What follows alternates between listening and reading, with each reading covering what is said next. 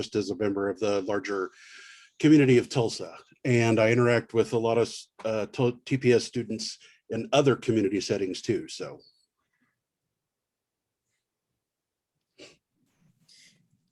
And I'm Amber Powell. I'm the district social worker here at Tulsa Public Schools and also on the mental health team. I can ditto. I'm Tawana Williams, Social Service Network Manager, and I am with Student and Family Support Services, and I work with Christy and Amber, so we're all on the same team. And Tawana's fantastic, just so you know. She's amazing.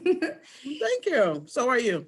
Oh, you're sweet. So what about our wellness wins? I shared mine. Oh, my wellness win, and I may be going a little too far today. I was able to get a family member at least to the assessment part. So I feel like that's a wellness win for me for treatment. That's awesome. Yeah, I think for me, one of the ones is, one of the benefits of having a couple days locked into the house is it changed my schedule around and enabled me to do quite a bit of work on some upcoming continuing CEUs that we're going to be offering, and one in particular I'm developing for the first time. So I'm pretty excited about that. Yeah, and my wellness win is the fact that we're here getting to do this. I know we've worked a lot on partnering with our community partners like Timothy, and taking out their time to be here for us with TPS. So I'm glad that we're able to share this information and get this out to parents. Fantastic. Thank you. And Barb, it looks like you just joined us. Welcome. Thanks so much. We're just looking at our wellness wins. And we've just started. So thank you for coming on board. Would you like to introduce yourself? Yeah, I'm Barb Hayes. I'm the counselor at Dolores Huerta Elementary. Hi, Barb. Thanks for being here. Do you have a wellness win that you wanted to celebrate with us today? Can be any. Just having my family safe and my daughter who works driving and getting to work and driving, getting back just safely. Absolutely. That's fantastic. Thank you all so much for being present. Thank you for introducing yourselves and for sharing your amazing wellness wins, and they're absolutely all worthy of celebration. So often we are looking at places where we may fail forward, which is still a win, but so often we really don't take time to celebrate those wins. So thank you for taking time to celebrate those wins today and thinking about how those can be replicated so that we can repeat that and celebrate another day as well. Miss Heather is not with us today, but you all have met Amber. She's a part of our mental health team. So am I. So our emails are here. Please feel free to reach out to us regarding any questions. We'd love to see how we can support your site and your staff and your students.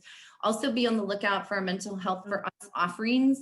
It covers a wide variety of topics in a lot of different ways, and we'd love for you to be present for any and all that would benefit you. Just as a quick overview, people ask a lot, like, what does this department do? So if you were going to do a quick scan of the services that were offered by the Student and Family Support Services Department, these are your categories. So you can scan and see there's mental health, homeless education, student advocacy, student success, etc. So this is a great resource to have. This can be copied and shared. Anything in this presentation can be copied and shared, including the entire presentation. So please copy and share with stakeholders as appropriate, and feel free to reach out regarding any questions. The best practice guide, to some extent, I think with COVID, we're all going to be doing social services delivery virtually to some extent for a while. So this is a great guide that covers everything from communication with stakeholders to emergency resources. So again, please feel free to copy that link and share as appropriate and reach out with any questions. This library is very large. So is the library that we have for you at the end of this slide deck. So if you scroll to the end of this slide deck, you will find a photo that's just like this library, same photo. And right behind that slide are just a number of resources that are great to share with parents, with students, with staff, and maybe just even members of your community. So please check out the library when you have a moment. Today we are here. We know that so much has been lost. People have lost homes. They've lost jobs. They've lost loved ones. They've lost security. they've lost structure, the way of life as they know it. So many have lost so much, and often there is just a great deal of concern as to how do you respond to that? What does that mean? So Timothy is here with us today. He is one of our phenomenal partners from this amazing agency, and it is the Grief Center of Tulsa. He is going to tell us more about that and the types of services and supports that they offer, in addition to just information about what it really looks like, how you process grief, and how to reach out for support. So Timothy, we could not do what we do without you. Our community would never look the same ever without your amazing work and without your agency. So thank you for everything you do for us and for our community, and welcome. We're so grateful that you're here. Thank you very much. I'm excited to be here. And yeah, so I'm a licensed clinical social worker that is working at the Tristesse Grief Center. And I'd like to start by just sharing a little bit about that. So if we could see the picture of Tristesse, which is the next slide. Down there we go. That is Tristesse. She went by Tess. The Grief Center is named in her honor, in her memory. She was diagnosed with cancer when she was in basically kind of late elementary school, and she lived to be 14 years old.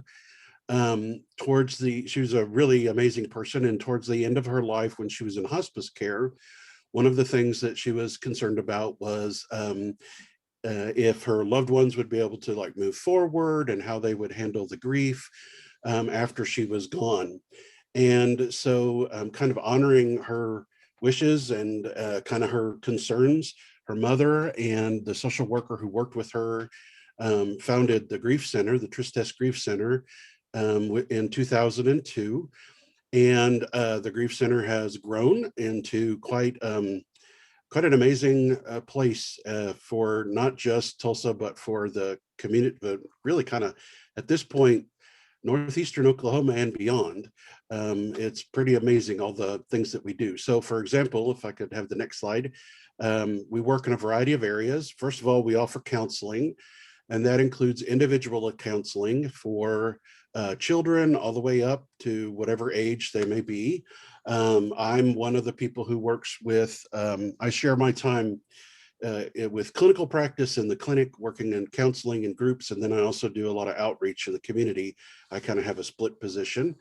And so I do sessions with just kids. I do sessions with families. I do sessions with couples. We have other therapists that do a variety of sessions, but just so you know, if you have a child that's going to be coming in, or a family with small children, they're going to be seeing me, or they're going to be seeing Lucretia, who's my program director. And so I'm really happy about that, because I'm very much a family approach, and you'll see that as we talk in a little bit with some examples. We, just so you know too, we don't turn anybody away. Our funding is via grants. Some people, we do accept insurance, but we get a lot of grants. We have a lot of corporate donors. We have a lot of individual donors, and we have a sliding scale. So I'm happy about that as well. So with the next slide, please. We offer group counseling. Since COVID, we do that online in virtual groups, as well as we do have some in-person groups. We are fortunate enough to have a facility that enables us to follow the guidelines for that. So we regularly have pregnancy and infant loss, spouse loss groups, child loss groups. Sadly, our survivors of suicide group is a very regular group. We occasionally offer addiction loss. We have a grief journey group, which kind of covers pretty much any kind of grief that anybody is experiencing. It's kind of a general kind of a group. We're also going to be offering a COVID loss group coming up soon. And there'll be information on our website about all these things.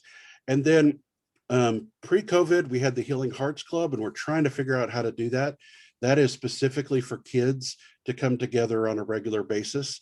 And so hopefully that will be back online soon as well. If I could have the next slide. Some of the other things that we do during non-COVID times, we have the Death Cafe. I just encourage you to Google that sometime and learn about it. It's very interesting.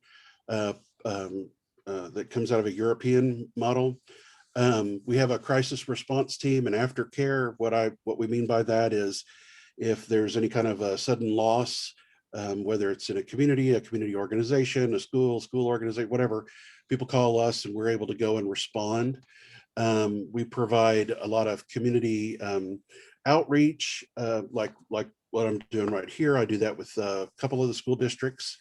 And then, whoops, I think we're clicking the slides ahead of here. There we go. There we go. We do workshops. We do a lot of psych ed. And then if you go to the next slide, we do continuing education events. So for your license, we do else stuff for social workers and LPCs. So for example, the one I mentioned was a win for me. I'm very excited about this. We're going to be offering it this year. Is I'm doing and I like to tell you guys too, because everybody's always looking for an ethics. And the ethics that I'm developing is the ethics of self-disclosure. So I'm pretty excited about being able to offer that this year.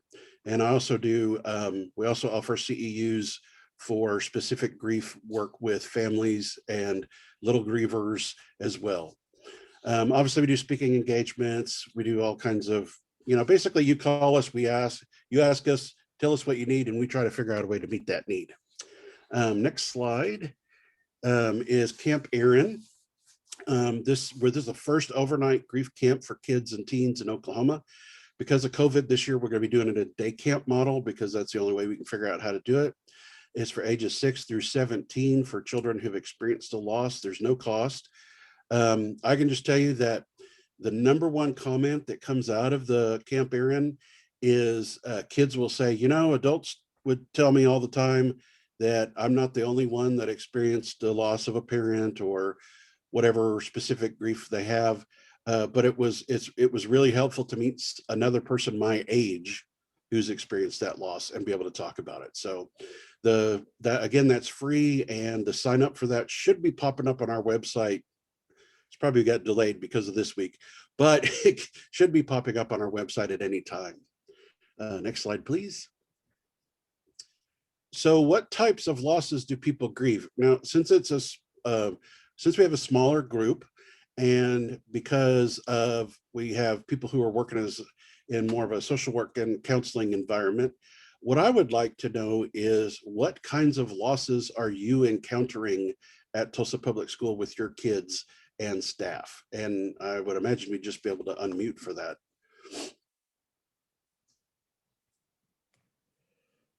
So feel free to unmute and speak clearly. Please introduce yourself and your connection to Team Tulsa.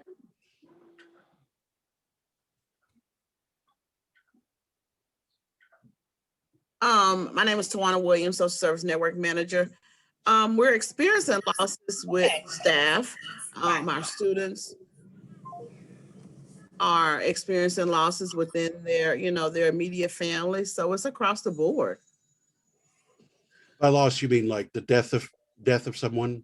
Is that Yes, primarily? death of someone. I mean, we're experiencing loss of relationships because they can't be in person. So it's a broad thing. I'm sorry, I have a That's okay, I understand. That's okay. I have a 3-month-old kitten that may jump on my lap and make me cringe at any moment too. Okay. So thank you for sharing that, Tawana. And Timothy, to build out on what Tawana said, the answer would be yes. Many different types of families and circumstances that you can describe are probably as many as the layers of loss. Okay, so that would be my guess. I was at Family and Children's Services before I came to the Grief Center, and worked with a lot of TPS students and whatnot across the district, and know that the losses range from deaths, of course, and that can be parents, it can be grandparents, it can be, who knows, people who are close to the kids. It can be parents going to prison. It can be addiction loss, what I would consider addiction loss, where, they just have a parent that's just absent due to addiction or other issues as well. I have a massive increase in, patients who've lost a parent to COVID-19, young kids and teenagers, which is a very complicated grief for them because of kind of all the political stuff that is around that. So I was just kind of curious if, yeah, my assumption is that's what I'd hear, but thank you for sharing for that. If I could have the next slide. So statistically speaking, about 1 in 14 kids in the United States will experience the death of a parent or a sibling by the time they're 18. So that would mean about 7% of children are bereaved, and there's 4.9 million bereaved children in the United States. And of course, this is pre-COVID. So I would argue that no matter what, this is going to go up because we've just got this anomaly. I don't know if you've seen this, the 10 deadliest days in US history, but I think 9 of them are COVID-19 days now, that have exceeded like the 9/11 in terms of deaths per day. So I have no doubt that this is going to radically go up. But it's also up because everybody is experiencing grief over just the situation and anxiety over the situation, because life is just not the way it's supposed to be. So if we go to the next slide and look at Oklahoma, of course, unfortunately, like in most categories in Oklahoma, it's a little bit worse. So as of the time of these, it was 1 in 11 children in Oklahoma will experience the death of a parent or a sibling by age 18. So, I was on doing a training with about 100 teachers earlier this week. And I, was saying to them, that pretty much means that you have one child in your class based on almost any class size in Oklahoma. You have at least one child that's probably dealing with grief, potentially a death, just statistically speaking, if not more. So that means 9% or over 90,000 bereaved children in Oklahoma. And again, right now, I would argue it's 100% pretty much at one level, just because they're grieving, not going to school, not getting to see people, not getting to do the things they normally do. Parents are grieving, like the example I like to use, because it's personal, is my daughter graduated last year from high school, and I still doesn't quite feel like she did because of the way things worked last year. So next slide. So we know that grief is a variety of responses to significant loss or something or someone. I can tell you that my favorite my favorite word for grief is actually bereavement, which has fallen out of kind of fashion. It's an Old English word. And it, as an Old English word, what it literally means is to be ripped from something you love or someone you love. So if you think about it, like the bereavement part is like riven, like ripped. So to be ripped apart from something you loved is literally what it means. And the responses are emotional, physical, cognitive, social, behavioral. They can be spiritual. Even if somebody is not very spiritual, it can cause spiritual questions. So I think that's something to always consider. And, we're looking at the whole person. And also, of course, understanding that it's not an illness and that it's not depression. It is different. It's normal. It's something that is part of the human condition. And we in the United States tend to want to turn everything into an illness. But grief is actually one of those ones that's not an illness. It can cause depression over the long run, or not really grieving well could cause that. But in and of itself, it's not an illness or in that sense. It's definitely normal and unique. What grief isn't is, go ahead, is to the next slide. Yeah, thanks. Is it's not a linear process which ends in acceptance. That is, unfortunately, these are some of the things that people think across the board in the United States. It's not linear. It's not like you go 1, 2, 3, 4, 5.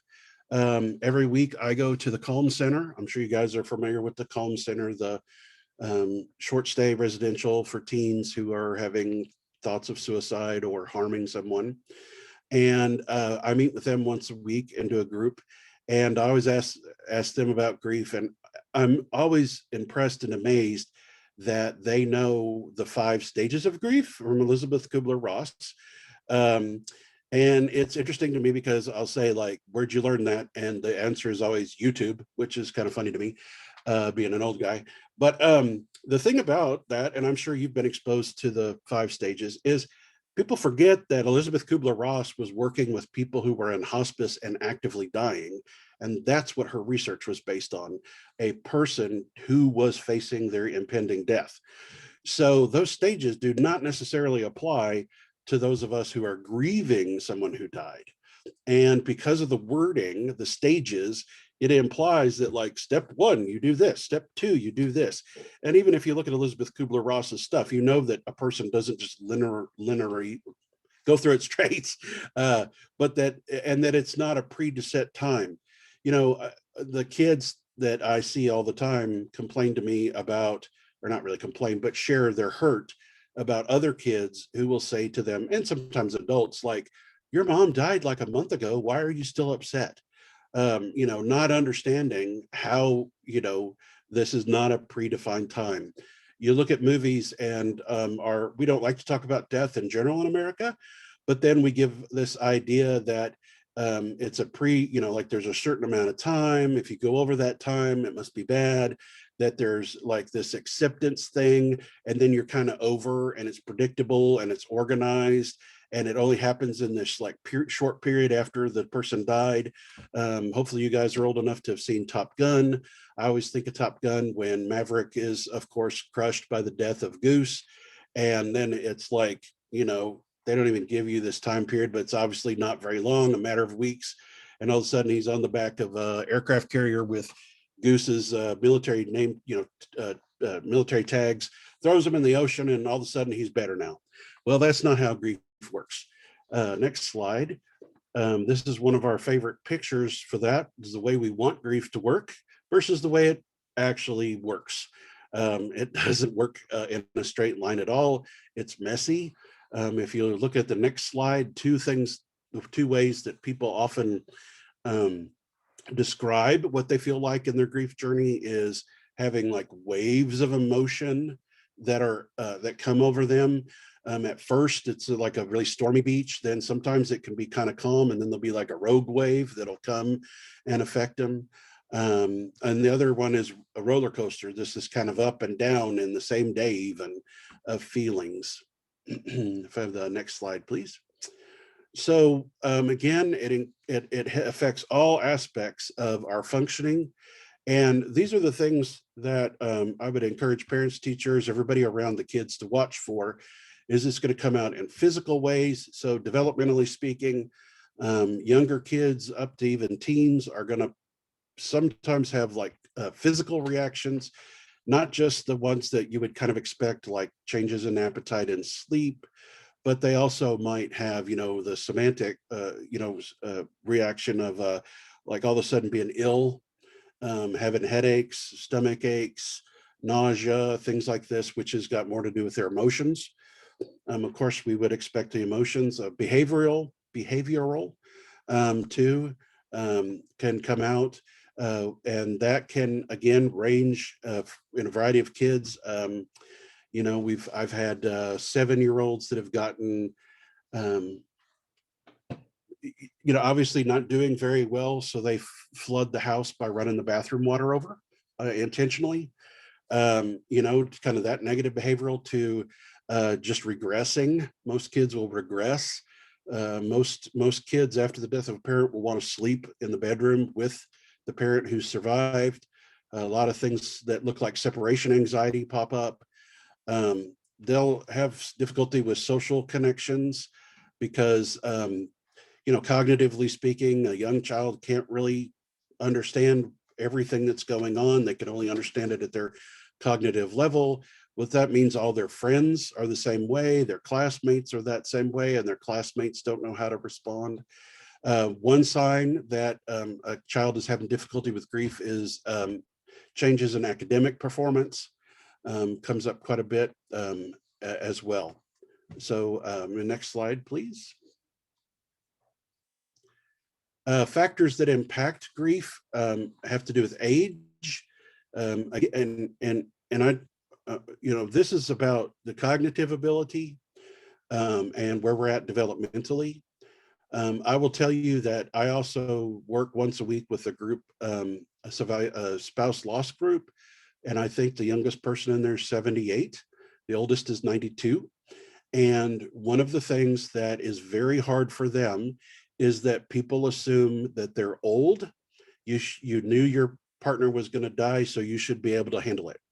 It's this unrealistic expectation for them, and people don't realize how much they're grieving as well. So you might watch that with some members of the family.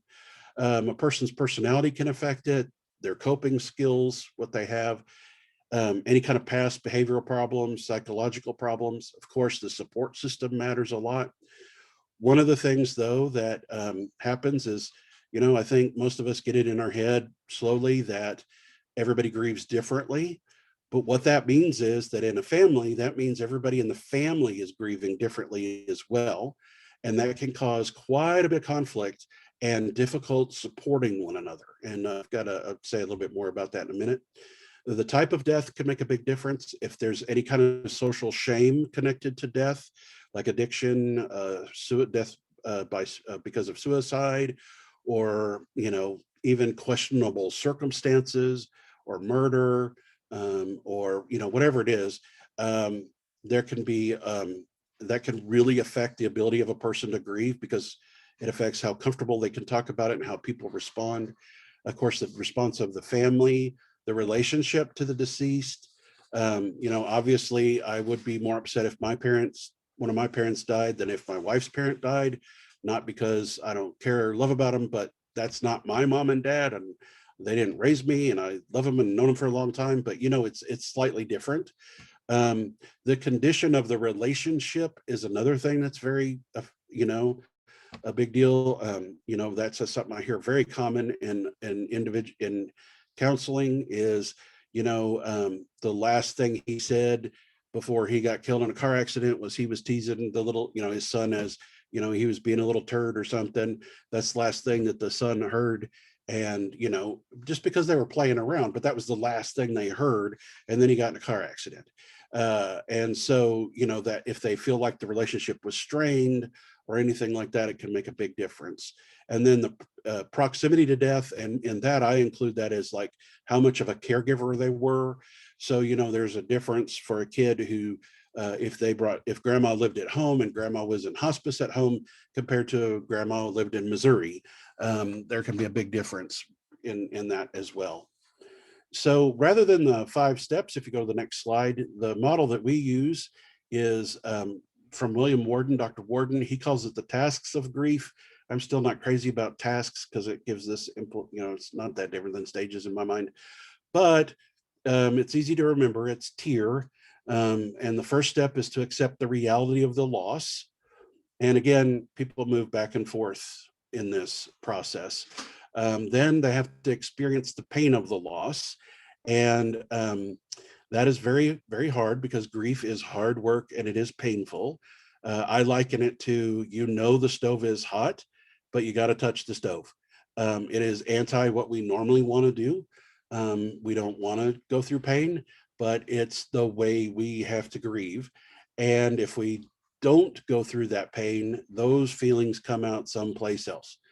Whether that's in our body later in life. I'm a firm believer that it affects people's health if they don't grieve, or whether it's through other relationships, or, the stories I get a lot from adults in particular is I just went off on the guy at Quick Trip and I have no idea why I got that mad because he, wasn't as nice as I thought he should be or ever. I mean, I can tell you this, one of my favorites is someone who got mad at this is just a grief burst is what we call them, but it was just kind of sad and funny at the same time, but who got mad at a stranger a child who was yelling at their mother in a store and said, Santa Claus not coming this year because of COVID. So be nice to your mother.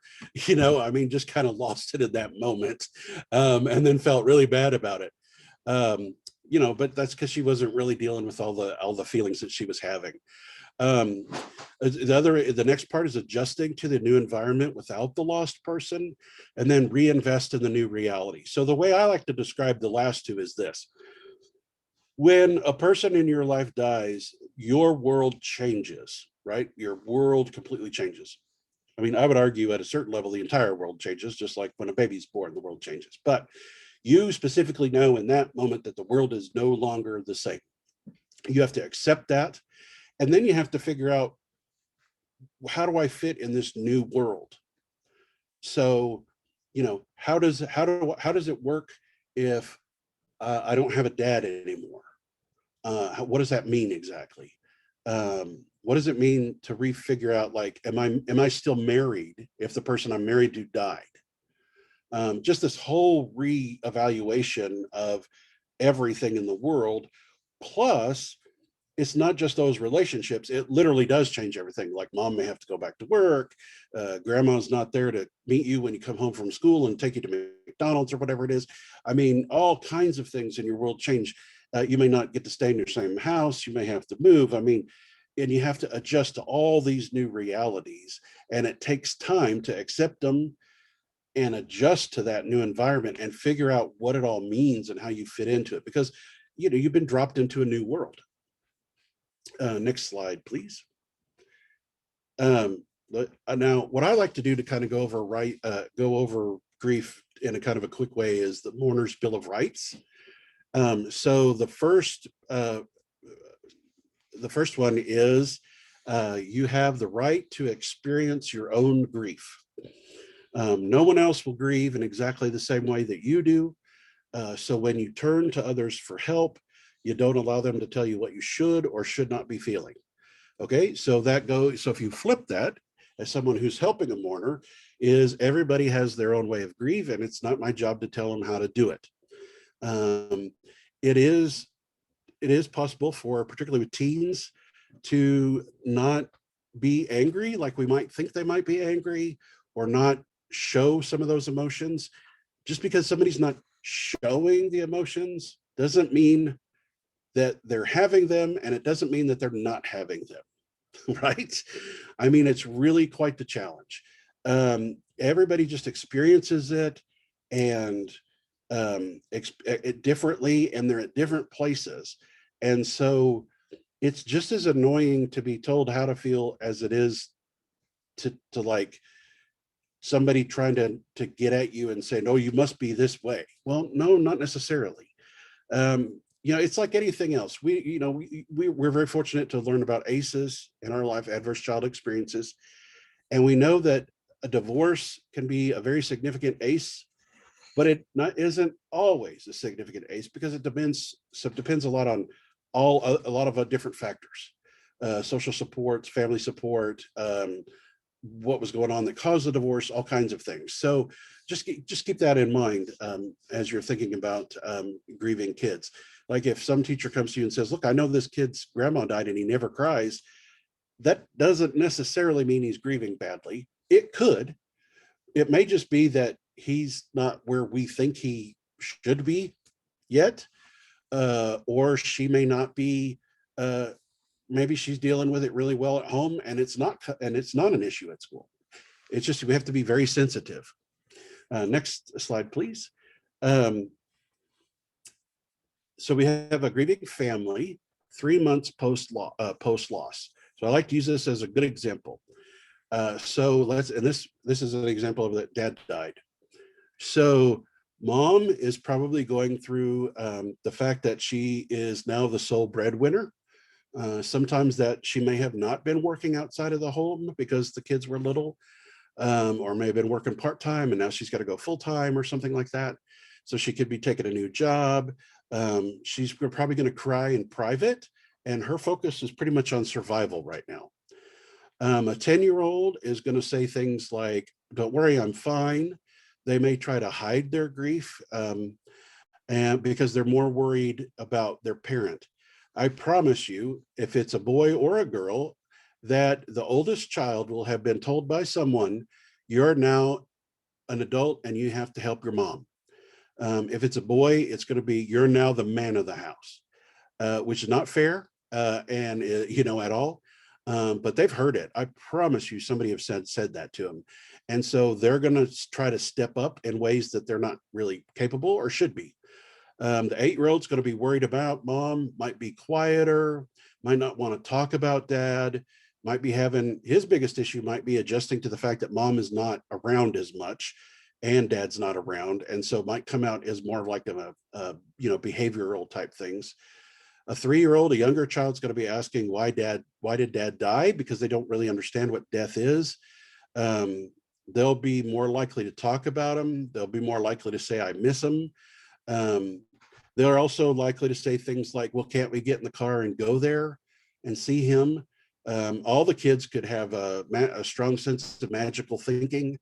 That is like, well, if we do this, then dad will come back.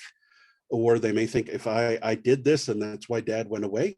So let's just give you a kind of an overview, and again, emphasize that everybody's at a different place when they're grieving the same death, but they're cognitively different. The relationship is different. The new reality is different for each one of them.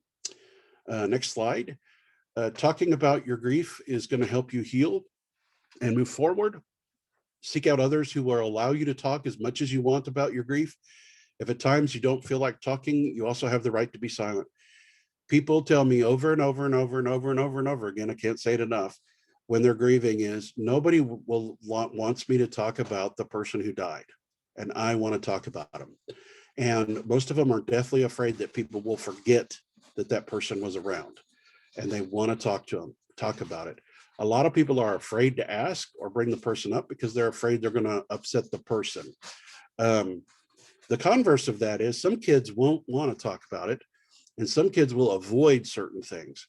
So I once had a client who went to grandma and grandpa's house every day after school, spent a lot of time with grandpa, and he couldn't go to the bathroom at grandma and grandpa's house because he had to walk down the hall with all the family pictures, and he didn't want to see pictures of grandpa, and he made grandma take grandpa's guitar out of the living room so he couldn't see it anymore because it upset him so much. So, it's just kind of hard to know where they're going to be. But, what I always say is if nothing else, just tell them, if you want to talk about it, I'm always here and I'm open to letting you talk about it. Next slide, please. You have the right to feel all kinds of emotions, confusions, disorientation, fear, guilt, relief. The common things that kids are going to experience is difficulty concentrating. They may feel sad and don't know why they feel sad. They may have something small that reminds them, and then they may feel sad. We like to call it grief bursts, when you just kind of have an emotional pop up to you. Sometimes in kids, people think it's anger. It's not anger. Anger may be part of it, but it's not anger. The issue is they're just emotionally dysregulated, and they are just it's all their emotions are coming to the surface, and they can't identify those emotions, and they're feeling overwhelmed. So the best advice to give parents and teachers is those kind of standard things to help with a dysregulated child. Get on their level, talk to them softly, help them breathe, help them get grounded, help them to start using some thinking skills, and make sure that they stay safe. The other thing to emphasize with kids is, like, if they do feel angry, that's okay. It's not wrong. Emotions are emotions. They're not right or wrong. It just depends on, sometimes emotions can cause us to do things that are not helpful, but emotions are not right or wrong. They just are. Next slide, please. Number 4, you have the right to be tolerant of your physical and emotional limits. I think this is another thing, especially at the early parts of grief. A lot of people have difficulty sleeping and eating, drinking. They will just be overwhelmed. They walk around and don't remember what they're doing and get confused.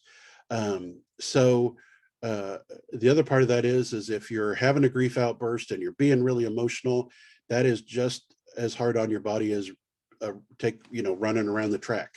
It's just exhausting. The other thing that to do with families and kids is I have a wonderful grandmother right now who has 3 children that she is raising because her daughter passed. And one of the things she's great is, like, if one of the kids starts getting irritable and angry because mom's not around or whatever it is, she just says, let's go for a run and let's physically get our emotions out too. And I think that's really great. But again, we have to recognize and tolerate our emotional loss, our emotional and physical exhaustion, and our limits. Number 5, you have the right to experience grief bursts, which I was just mentioning. And I think it's important to remember too that this can happen anytime after a loss. You could have a loss and 20 years later, you've been fine for years, and then all of a sudden a song comes on or you see something and it reminds you of that person, and you may have another grief burst because you just recognize something in a new and different way. So it's not necessarily a bad thing, it's a normal thing. Next, you have the right to make use of ritual, which has been very difficult in COVID-19. You know, every culture in the world that I'm aware of has some sort of funeral rites or rituals. I think that's because human beings need it. And that includes having people around them. And that's been extremely difficult to do here in, sorry, I told you, kitten, in COVID. But we have the right to participate in those rituals. The other thing that I would mention to you is sometimes I've noticed, for example, maybe mom and dad are not married, but they have a child together. Well, that means that if dad dies, mom has no control over the funeral because his family of origin, his parents are going to have control of that, or a sibling under the law. And even if he's estranged with his family or not in a good relationship, a funeral with the body, you know, obviously there's legal aspects because of the body, but you don't have to have, you can have as many memorial services as you need. So there are times when I have encouraged families to have their own memorial service in their own way because the funeral didn't make sense to them because it had to be set up by somebody else due to the law. I hope that makes sense. The other part of that is, if we're all used to our family, you know, having a certain set pattern ways of dealing with grief, and during COVID-19, we're not able to do that, that's affecting the way we grieve because it's not normal. Give you one more example of that. I had an uncle that was in the Navy for 20 years. When he died, he wanted to be cremated and had his ashes scattered on the ocean. That was great, but our families used to have everybody kind of being in the same cemetery. And so I encouraged my cousins to go ahead and get a headstone so that there was a place, because otherwise it would just be odd that everybody was there but their dad. And even though his body wasn't there, it still allowed them to have that place. Number 7, you have the right to embrace your spirituality.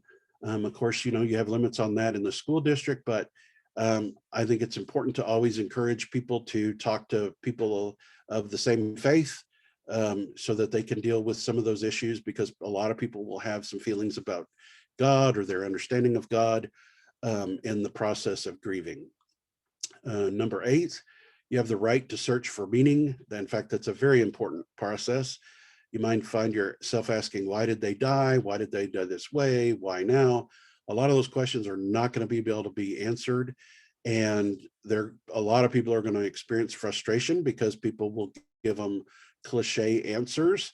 But what they're really looking for is the ability to express that and work out that meaning for themselves.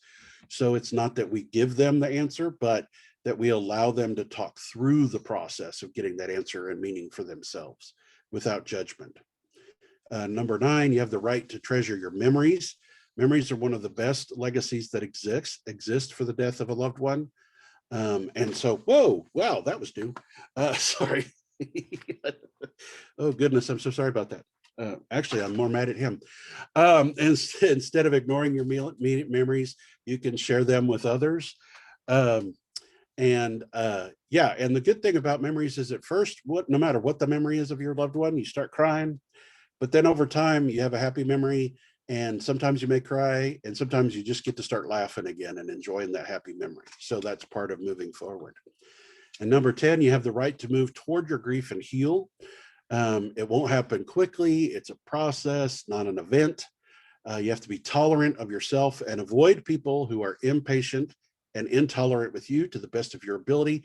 Find somebody who can listen. That's one of the reasons why groups are so helpful. Whether they're, one of the nice things about our groups is they're all led by licensed professionals. However, there's lots of other grief support groups in the community that are more like peer-led. Those are great too, because it just helps to talk to somebody else about grieving. And my last kind of slide is, do all grieving children need counseling? And the answer is no, that they don't. But there are certain cases when they probably will. And those have to do with unusual deaths, or deaths that may have specific social issues like suicide, and addiction, certain violent deaths.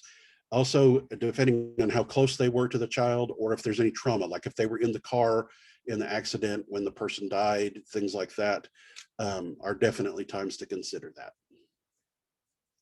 And then I had one more slide of some helpful things to say instead of some things that are not helpful to say. And then I'm more than happy for any questions and all that. And I know I'm probably pushing your time way beyond what you expected.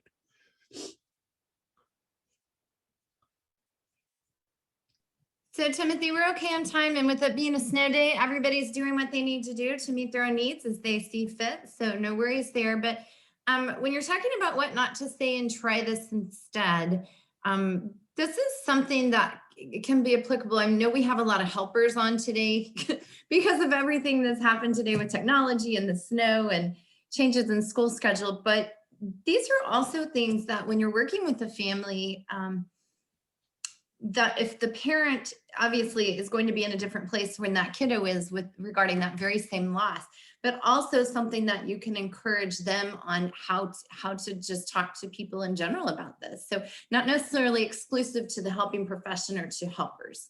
So yes. What does that look like for these folks? Because these folks interact, like you have no idea. You have an idea because of what you do, but most people can't really fathom the number of people that they impact and the lives they influence. So in not edu speak or therapy speak, but just in having authentic conversations with people who may be experiencing something, what does that guide look like for them when they're talking about this? Yeah, definitely. Those are really helpful things.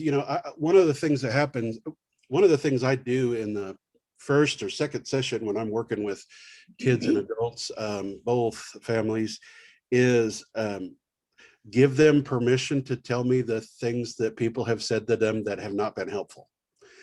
It's unbelievable what you hear. To kind of process that two things are going on. One, they're trying, I don't think anybody means to say something not helpful, right? They're trying to be helpful. But the reality is that person is just uncomfortable and doesn't know what to say. And so, it's interesting that over my lifetime, most of us have learned to say, I'm sorry for your loss, as kind of a neutral statement. However, it's become so ubiquitous, that well-known, that some people get annoyed by that now, because it's like, well, you hear it on TV and all that stuff too. So it's kind of backfired in a weird way. So, my number one thing is just give people an open-ended question, and if they don't want to tell you how they're feeling, that's okay right now too. Then focus on some of the functioning aspects. Are you eating okay? Is there anything I can do to help at your house? Is there, you can focus on both of those kinds of things, and just always let them know if you want to talk, you can.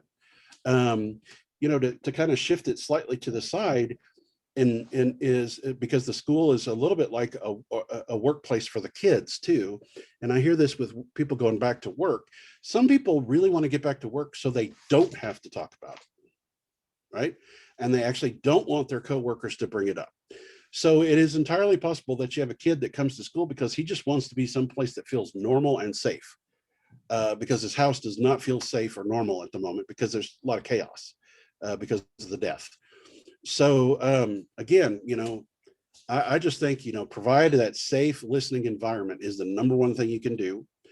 The other thing that I would encourage is for you to, and I've been doing this with all the teachers I talk to, is remember that there are certain kind of standard assignments that can be very upsetting. And I think we need to rethink some of those. So some very simple questions like, tell me about your family. Well, I may not want to tell you that my dad died.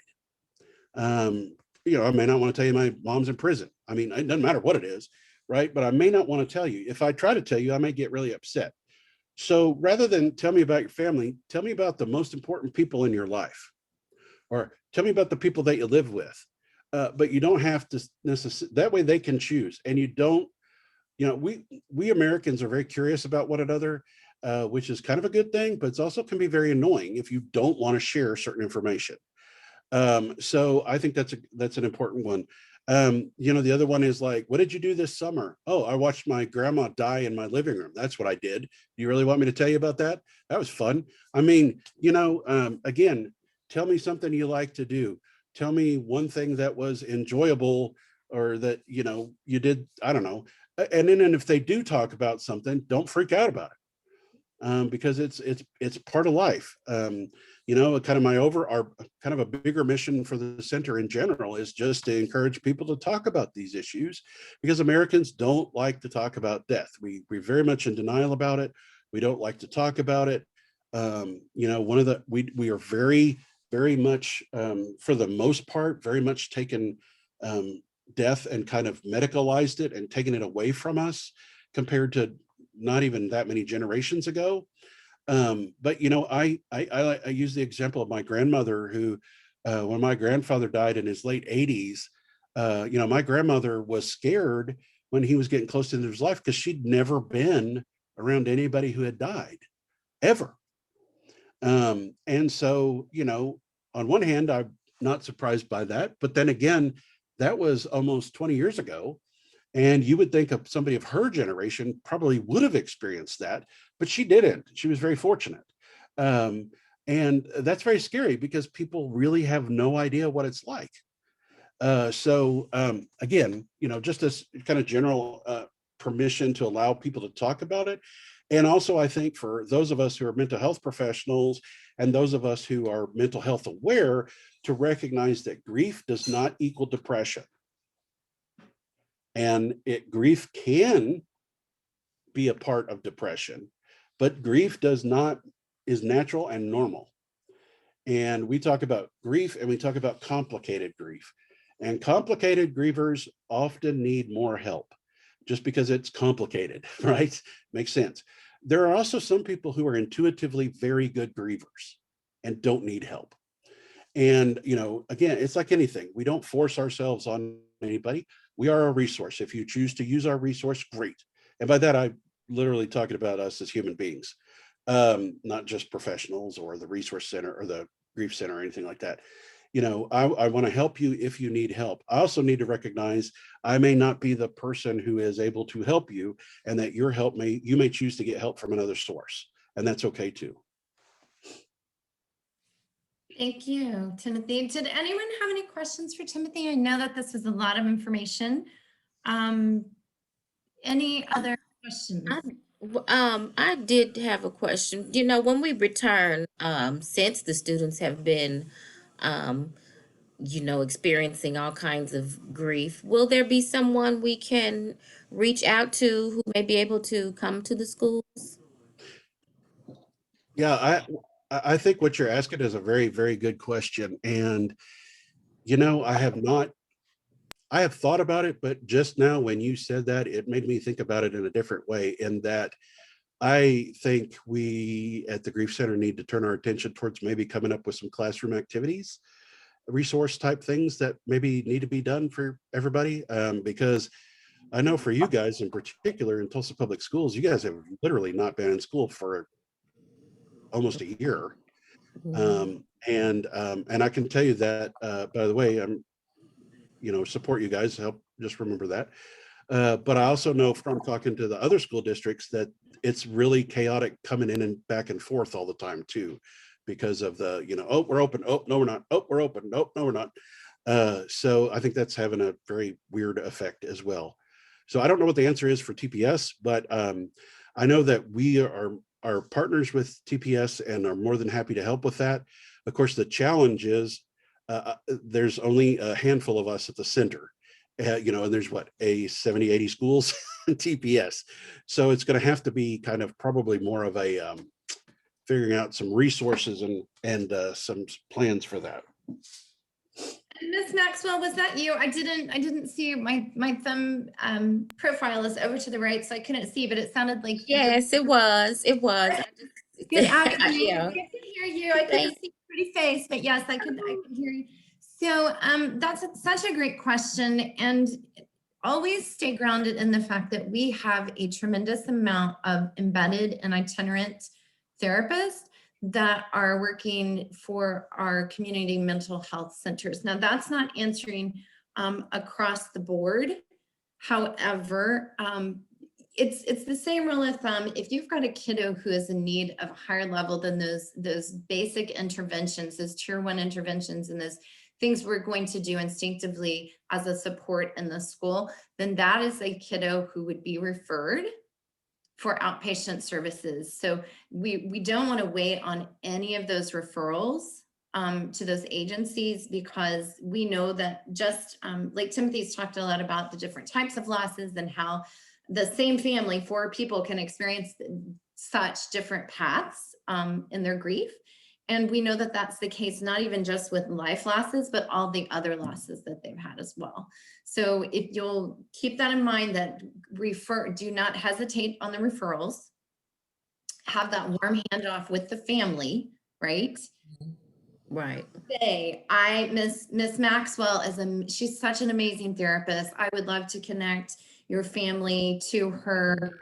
This is how they partner with our schools. These are the kind of services they offer, because honestly, as far as time for a counselor, a school counselor, the time for that therapeutic intervention, when you're balancing it with your other tiered interventions, is not going to be there for that one-on-one time unless it's in a crisis.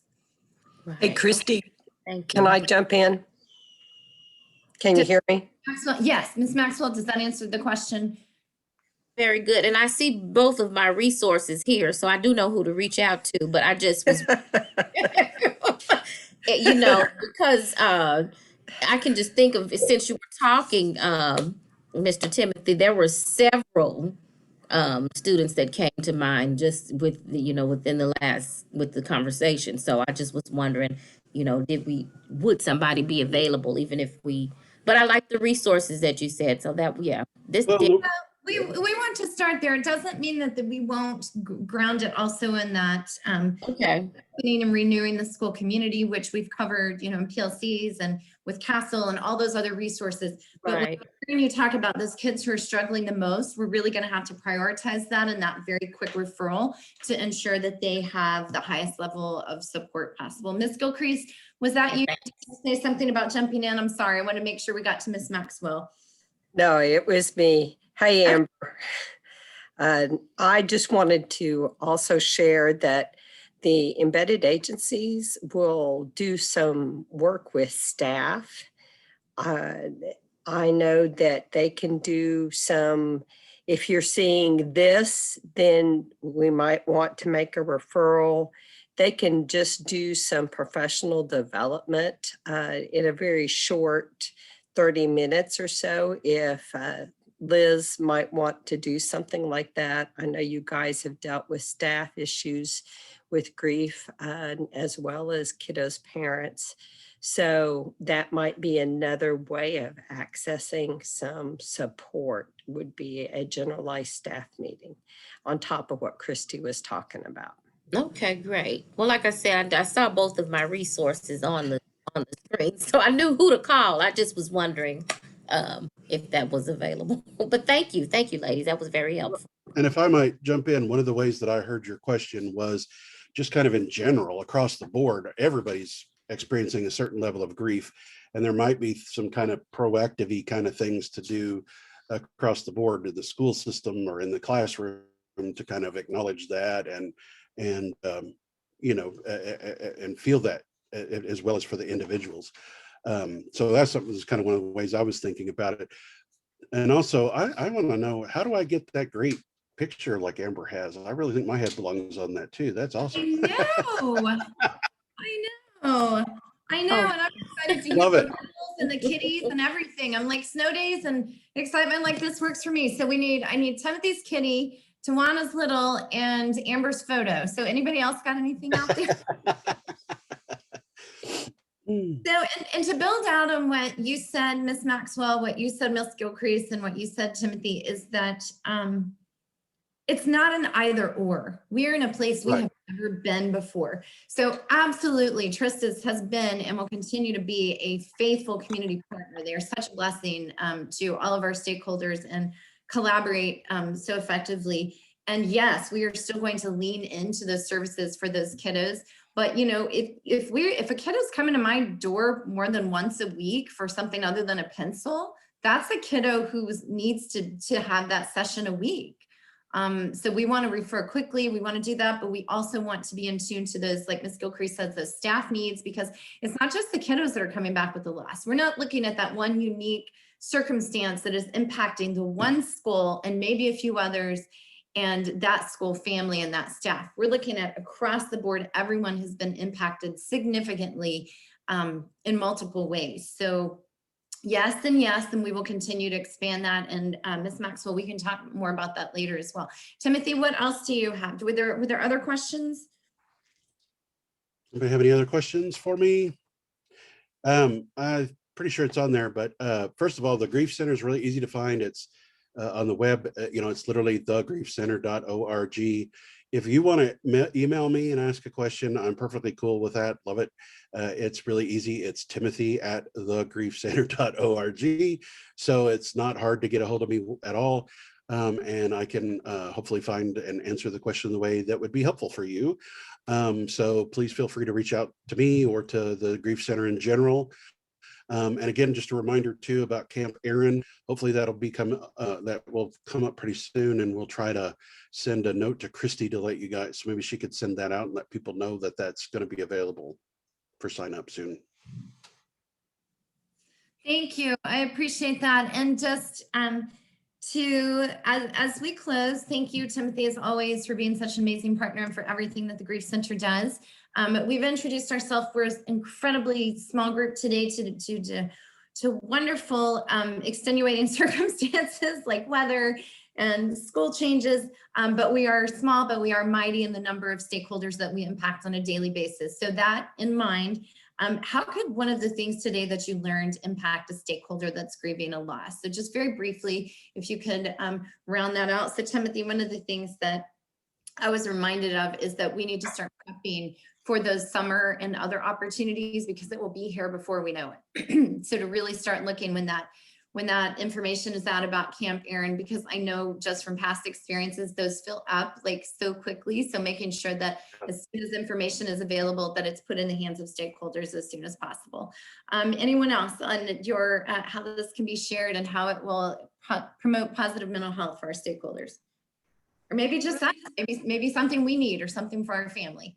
I really like the point about how each family member is experiencing the grief differently. We need to keep that in mind. We could have a set of siblings that one sibling is doing really well and we don't understand what the problem is.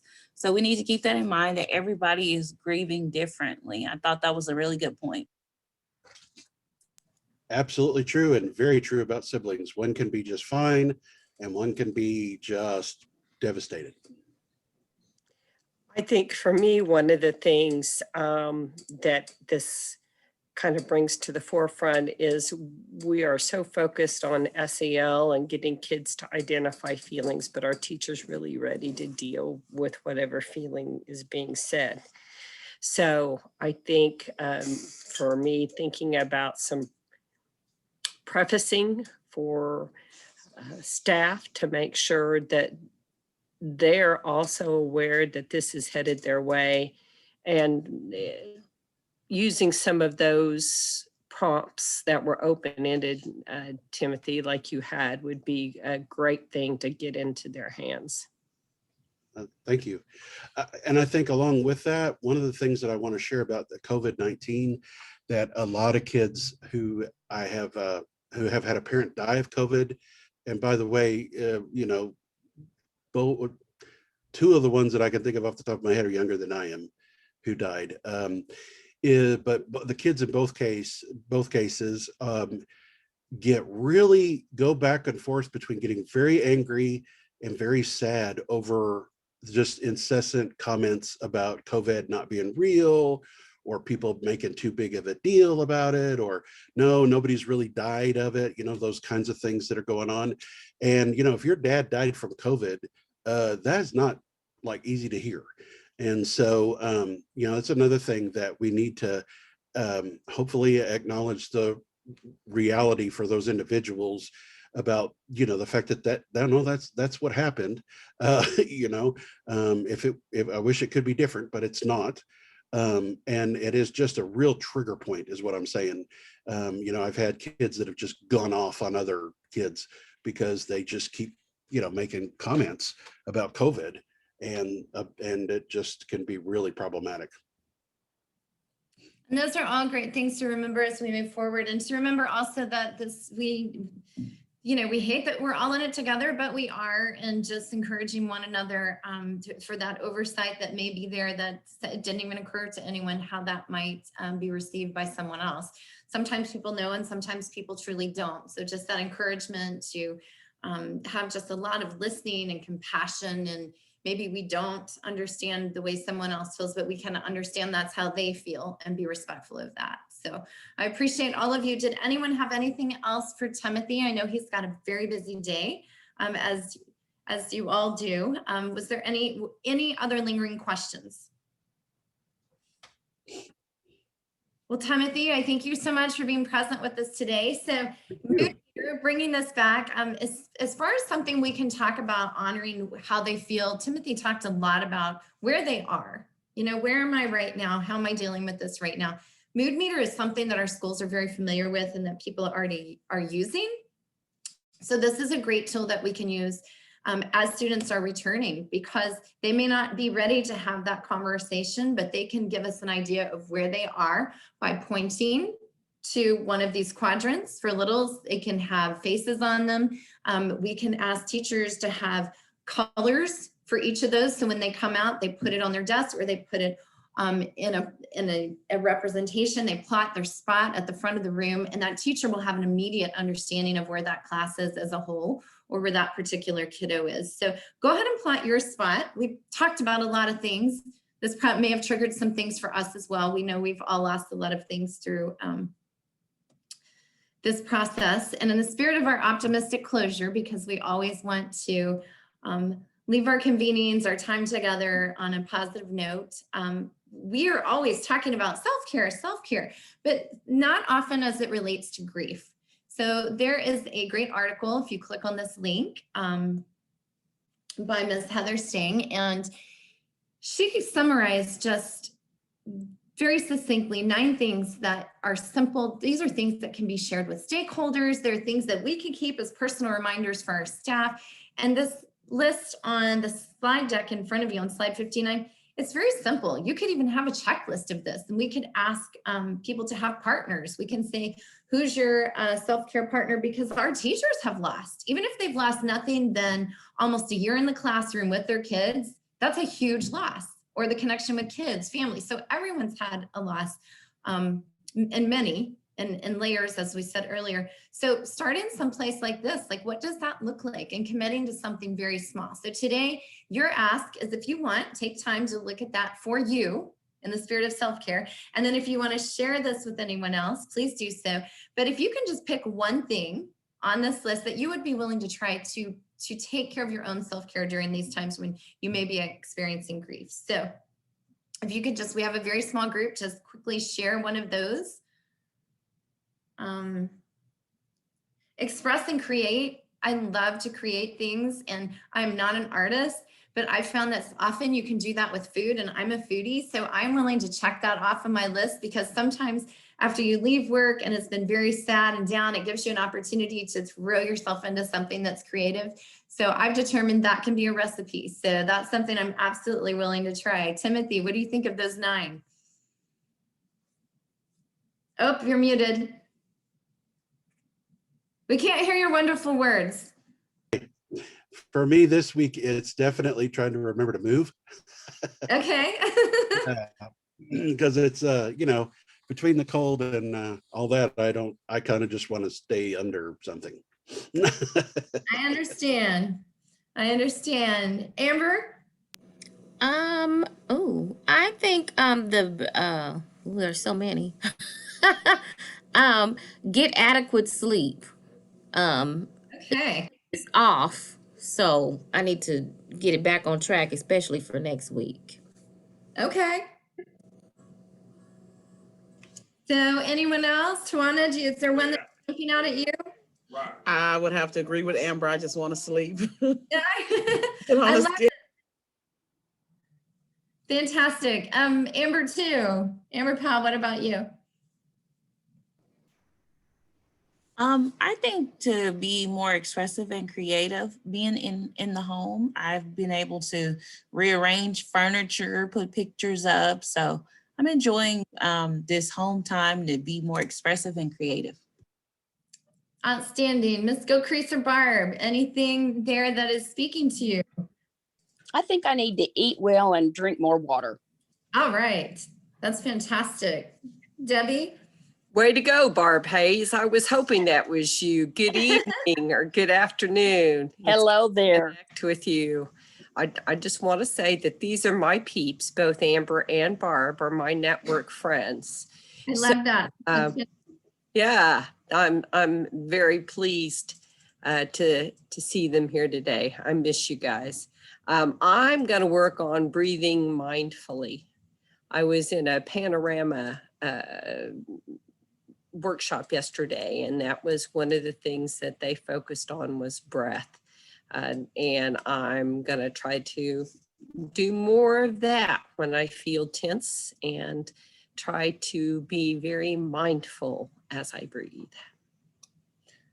Thank you all for participating. And oh my heavenly stars, thank you for being here on a snowy, wild technology challenge, everything that could be going on today in preparation for just understanding more about grief and how to help, including even if that's just for you. So thank you all for being present. You're amazing. Please carry some of these self-care tips with you. Be kind to yourself. And please remember, anything and everything that we shared today is in your slide deck, including the embedded link. So thank you for your time. We will look forward to seeing you next time. Please remember that anything that comes out under mental health for us is going to have great resources that you can share, and please share that information with stakeholders. We would love to meet them and spend time with them as well. So until next time, you all be well. Timothy, Amber, and I will be touching base with you. Thank you so much for all of your contributions today, and see you next time. And don't forget, the library is here. So all those resources are embedded in the slide deck. Thank you. Thank you, Tim. Thank you. Thank you, guys. We appreciate it. Everyone be well. Thanks.